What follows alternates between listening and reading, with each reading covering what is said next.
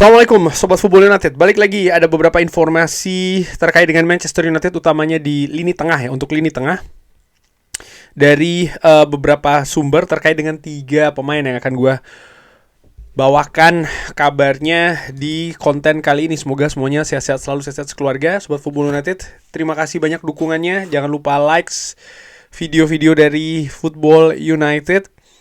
Dan yang belum subscribe, jangan lupa subscribe. Oke. Manchester United ini terus mengamati situasi dari James Garner. Dia sendiri kontraknya akan selesai di Everton akhir musim ini. James Garner ya. Ini nama yang kalau Sobat Football United ingat, ya ini bukan nama baru kaitannya dengan Manchester United ya, dimana ya dia pemain muda yang memang berasal dari Manchester United. Dan yang lebih menarik lagi, ya benar, pemain 24 tahun ini kontraknya akan habis di musim panas 2026. Belum ada kabar mengenai Everton akan memperpanjang kontraknya atau sang pemain mengindikasikan ingin tetap stay di Everton. Ini belum ada kabarnya. Namun Manchester United ini kan mencari pemain lini tengah. Kita sudah tahu lah bagaimana memang lini tengah dari Manchester United ini saat ini belum dapat dibilang meyakinkan ya. Menurut gua keadaannya intinya memang butuh penambahan. Ada beberapa pemain yang dikaitkan dengan Manchester United, dan nama James Garner ini menarik. Kenapa? Tentu saja salah satunya menurut gua, selain dia berposisi pemain tengah ya dia sudah pernah berhadapan dengan Manchester United musim ini. Di pertandingan sebelumnya ketika Everton membuat kejutan menang 1-0 di Old Trafford, dia tampil di posisi yang seharusnya dalam tanda kutip itu adalah posisi gelandang tengah. Di beberapa pertandingan bersama dengan Everton dia sempat dimainkan sebagai bek kanan, tapi tidak ketika menghadapi Manchester United di Old Trafford nih. Dan menurut gue sama seperti ketika Manchester United menghadapi Brighton, Carlos Baleba itu adalah ajang audisinya. Elliot Anderson, Nottingham Forest menghadapi Manchester United juga merupakan dalam tanda kutip audisi, dan sama juga dengan James Garner. Dan kalau gue lihat ya, memang walaupun Everton ini tampil dengan 10 pemain, tapi peran dari James Garner sangat tinggi sekali. Dia bermain penuh 90 menit.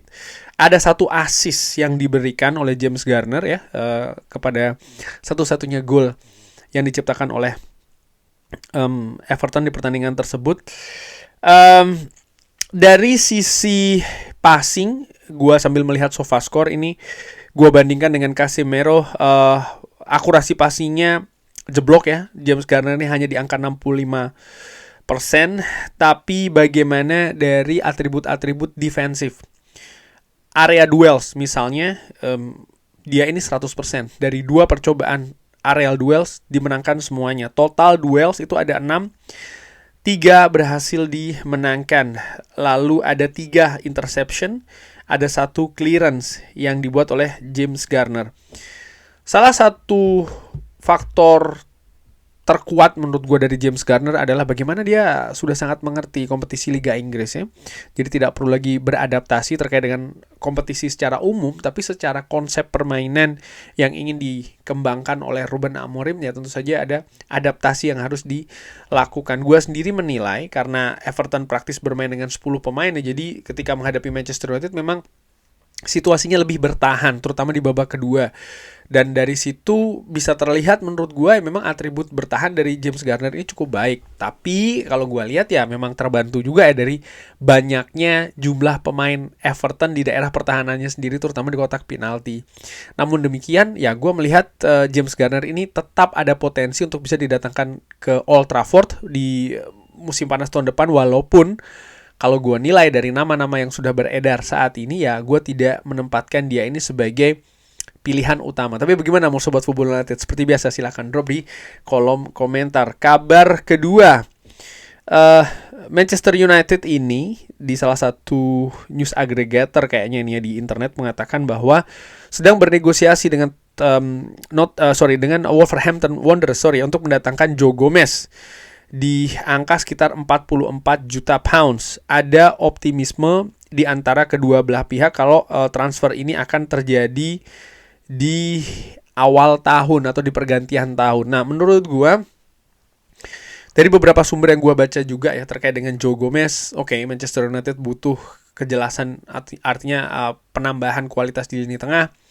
Kita bisa lihat di pertandingan menghadapi Everton kemarin ya, Bruno Fernandes terlalu luas area covernya, dan ini membuat dia tidak bisa keluar atribut terbaiknya menurut gue karena terlalu luas area yang harus di cover. Sementara partnernya pada saat itu, terutama ketika masuk ke babak kedua, Kobbie Mainoo, menurut gue tidak mampu mengimbangi atau bahkan menggantikan peran Bruno untuk mensupport lini depan dari Manchester United. Sementara dengan Casemiro, ya Bruno bisa lebih leluasa, tapi gue tidak tahu apa yang terjadi di pertandingan menghadapi Everton sehingga Ruben Amorim ini mengambil keputusan untuk memasukkan seorang Kobbie Mainoo menggantikan Casemiro.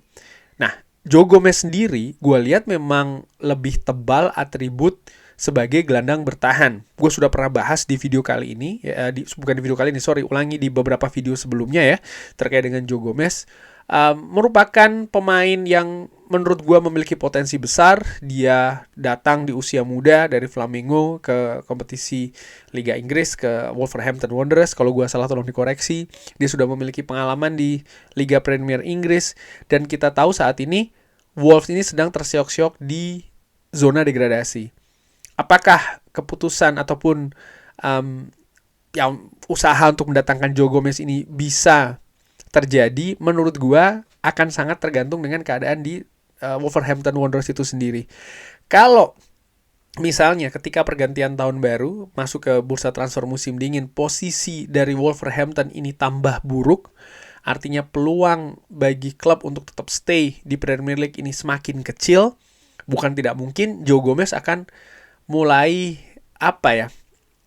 meluncurkan aksi dalam tanda kutip untuk bisa keluar dari Molineux. Dan kaitannya dengan Manchester United nih pasti akan berusaha juga untuk dieksplorasi, kurang lebih seperti itu. Pemain yang menurut gue, seperti gue katakan ya, ini juga memiliki potensi. Dia sendiri juga sudah masuk ke tim nasional Brazil. Artinya kita tahu bagaimana pemain Brazil ini kan sangat banyak sekali. Jadi bisa menembus tim nasional Brazil ini juga merupakan sebuah prestasi menurut gue. Dan itu sudah dilakukan dengan jangka waktu yang cukup lumayan ini bagi Joe Gomez. Sehingga secara kualitas individu, ya gue nilai dia punya kapasitas untuk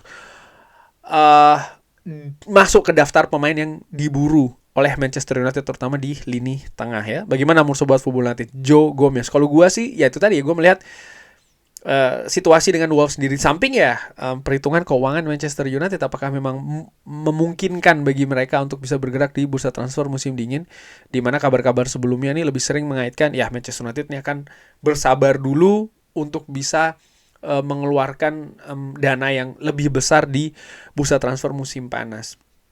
Itu juga merupakan sebuah kemungkinan, tapi Sobat Football United silahkan drop di kolom komen ya pendapat-pendapatnya. Dan Andy Mitten dari The Athletic ini mengatakan ya, saya mengatakan Elliot Anderson beberapa pekan sebelumnya, Manchester United jelas menyukai untuk mendatangkan Elliot Anderson. Ini sangat jelas, dia jelas merupakan pemain yang Manchester United inginkan. Ini juga laras ya, seirama dengan kabar-kabar sebelumnya, dan dipertegas lagi oleh Andy Mitten, jurnalis fantastis dari The Athletic. Sangat Manchester United banget lah ya, informasi-informasinya menurut gue A1 semua. Dan ketika dia mengabarkan bahwa Manchester United menyukai Elliot Anderson, Manchester United menginginkan Elliot Anderson, artinya ya memang Elliot Anderson yang diinginkan. Cuman apakah mungkin mendatangkan Elliot Anderson di bursa transfer musim dingin? Menurut gue ini sesuatu yang nggak kecil kemungkinan, atau bisa gue bilang nggak mungkin lah ya, karena Nottingham Forest tidak ingin kehilangan pemain pentingnya untuk musim ini di tengah musim. Mereka akan lebih menunggu melepas Elliot Anderson di akhir musim nanti.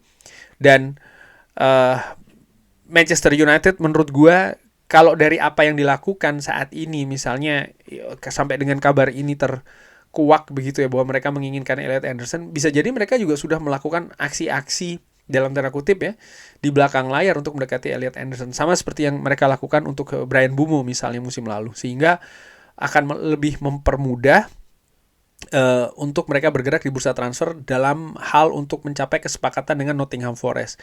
Angka dari Elliot Anderson diperkirakan memang tidak akan murah, walaupun disebutkan oleh beberapa sumber tidak akan misalnya sampai 100 juta gitu ya, nggak sampai segitu juga, tapi juga bukan berarti akan didapat dengan angka 30-40. Ada yang mengatakan pasti di atas 50, gue sendiri memperkirakan mungkin sekitar 70 sampai dengan 80, dan ini angka yang sudah luar biasa untuk klub seukuran Nottingham Forest, untuk pemain yang juga didatangkan dari Newcastle United belum dalam jangka waktu yang cukup lama sebenarnya ya di bermain di City Ground. Tapi ketika klub sebesar Manchester United menginginkan pemain ini, menurut gue ini pasti merupakan sesuatu yang akan sangat dipertimbangkan bagi sang pemain dan juga klub. Dari sisi kualitas gue tidak perlu membahas lebih jauh ya, pemain ini luar biasa, sudah membuktikan dan semakin membuktikan bahwa menurut gue dia bisa dikatakan layak untuk datang ke Old Trafford untuk mengisi lini tengah Manchester United musim depan. Kurang lebih seperti itu kabar-kabarnya. Bagaimana menurut Sobat Football United? Seperti biasa silahkan drop di kolom komen. Terima kasih sudah menyaksikan. Jangan lupa like, sholat, dan juga subscribe. Wassalamualaikum warahmatullahi wabarakatuh. Thank you.